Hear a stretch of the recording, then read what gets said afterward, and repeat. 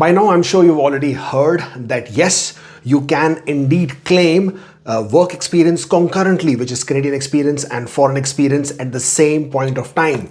Not only that, even if you are studying in Canada and working remotely for an employer outside Canada, even that foreign work experience you can claim. As bad as it feels and as unjust as it might feel, because you don't get extra points for working extra hours if you are in Canada. But for example, if you're working in Canada 30 hours per week, which is Canadian experience, and at the same point of time, during the same period of time, if you're also working remotely for an employer outside Canada, then somehow IRCC in that period of 1 year can actually give you points for 1 year of Canadian experience and at the same point of time 1 year of foreign work experience, therefore giving you massive jump in your scores. Now, this is nothing new. This is not news. This is not an update. This is not something which has happened overnight. This was always there in the system. When IRCC created this legislation, or when this legislation was established, they had never imagined that people would actually need to do this, or people would actually be doing this and claiming points. Because hey, you know it, if you have Canadian experience, you have enough points to be able to get through. Anyways, I'm talking pre-2024 era. But since things have changed, people are now doing what they need to do to get to those points. But what this has also done is this will now increase fake work experiences. I mean, you already know fake work experience was already quite a big deal, and I'm talking about mainly foreign work experience, because anybody with their uncle's company, friend's company, father's company, anybody's company is now creating all kinds of documentation to show that they have foreign work experience.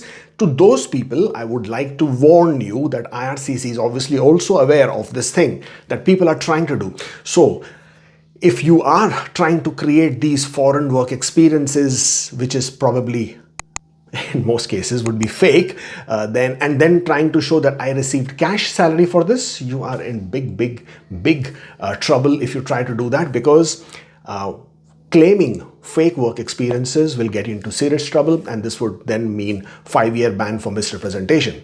On the other hand, for people who will now obviously be claiming double points, as in double dipping, which somehow IRCC has clarified that you can indeed do it, and that work in excess section of the law applies individually, separately to foreign experience, separately to Canadian experience, and does not mean for both together. So therefore, with more and more people gaining foreign experience as well as Canadian experience, the points are going to go through the roof, right? And expect scores to remain high as we move forward into 2026.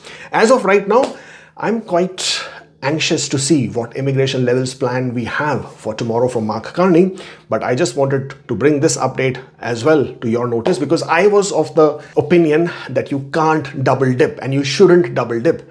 But apparently IRCC has clarified through the ATIP notes that indeed you can, and this is possible.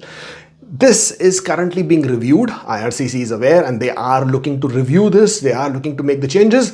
I hope, and I really hope they do this sooner than later, because a lot of people are taking advantage and abusing the system, and I hope they clamp it down. I also hope they backtrack and find out all those people who have done all fraudulent activities in order to get their PR. So that should also be clamped down, because until and unless you enforce and instill some fear in people's mind, then nothing's stopping them from doing anything wrong.